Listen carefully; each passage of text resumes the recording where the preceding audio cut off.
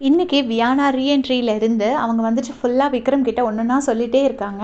கடைசி முதலை கண்ணீர் அப்படிங்கிற மாரி வக்ரம், விக்ரம் இந்த மாதிரிலாம் வேர்ட்ஸ் யூஸ் பண்ணி சொல்லிட்டாங்க. சொன்னதில அவர் ரொம்பவே அப்செட் ஆயிட்டாரு.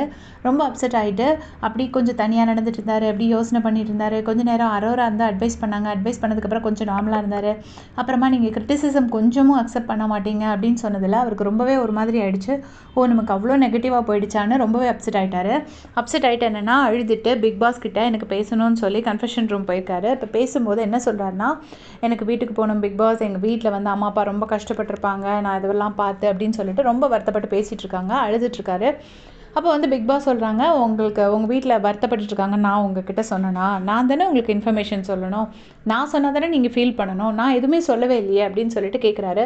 இல்லை பிக் பாஸ் அப்படின்னு சொல்லிட்டு திருப்பியும் அழறாரு. அப்போ வந்துட்டு எனக்கு வந்து இங்கே வந்து இன்னர் சைல்டுக்கெல்லாம் வேலையே கிடையாது, நீங்கள் மேனாக நடந்துக்கணும், நீங்கள் பாய் கிடையாது அப்படின்னு சொல்லிட்டு சொல்கிறாரு. அப்புறம் வந்துட்டு என்ன சொல்கிறாருன்னா, நீங்கள் வந்துட்டு என்ன சாக்லேட்டாக விக்ரமா அப்படின்னு கேட்குறாரு. அப்போது அப்படி முழிக்கிறாரு விக்ரம். நான் திருப்பி கேட்குறேன், நீங்கள் சாக்லேட்டாக விக்ரமா அப்படின்னோடனே, நான் வந்து விக்ரம் பிக் பாஸ் அப்படின்னோடனே, சாக்லேட்டாக இருந்தால் எல்லாருக்கும் பிடிக்கும், விக்ரமை எப்படி எல்லாருக்கும் பிடிக்கும், கொஞ்சம் பேருக்கு பிடிக்கும், கொஞ்சம் பேருக்கு பிடிக்காது, அதை நீங்கள் அக்செப்ட் பண்ணிக்கணும். வெளியிலேருந்து ஒருத்தவங்க வந்தாங்கன்னா 4 கமெண்ட்ஸ் சொல்ல தான் செய்வாங்க, அதை கேட்டு நீங்கள் உடஞ்சி போகக்கூடாது, அதை தாண்டி நீங்கள் வரணும் அப்படின்னு சொல்கிறாங்க. ஏன்னா இது வந்து ஒரு மைண்ட் கேம், அதனால் உங்களை வந்து உடைக்கிறதுக்கு தான் பார்ப்பாங்க, அதை நீங்கள் சர்வை பண்ணணும் அப்படிங்கிற மாதிரி அட்வைஸ் பண்ணுறாரு. அப்புறம் ஒரு பாயிண்ட் போகிற போக்கில் சொன்னார், நெக்ஸ்ட் டைம் இமோஷ்னல் ஆகும்போது லிமிட் கிராஸ் பண்ணாதீங்க அப்படின்னு சொன்னார். ஏற்கனவே ஒரு வாட்டி சொன்னார், கனியக்கா வந்து சொல்லித்தரலையா உனக்கு, யாகாவாராயினும் நாகாக்கன்னு சொல்லித்தரலையா விக்ரம் அப்படின்னு சொல்லி கேட்டிருப்பாரு. அதுதான் இந்த இடத்துலையும் சொல்கிறாரு.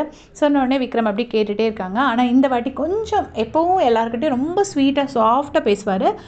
இது வந்து கொஞ்சம் இதாக தான் பேசுகிறாரு.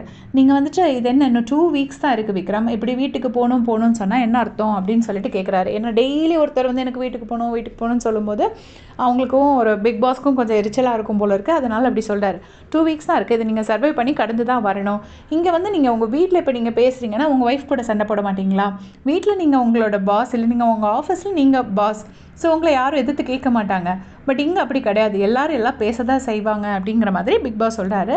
ஸோ விக்ரம் வந்து கொஞ்சம் கொஞ்சமாக பிக் பாஸ் பேச கொஞ்சம் கொஞ்சமாக நார்மலாக ஆகிட்டே இருக்காரு.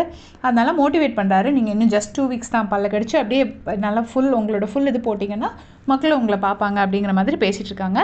ஸோ இதை பற்றி உங்களுடைய கமெண்ட்ஸை சொல்லுங்கள். தேங்க்ஸ் ஃபார் வாட்சிங்.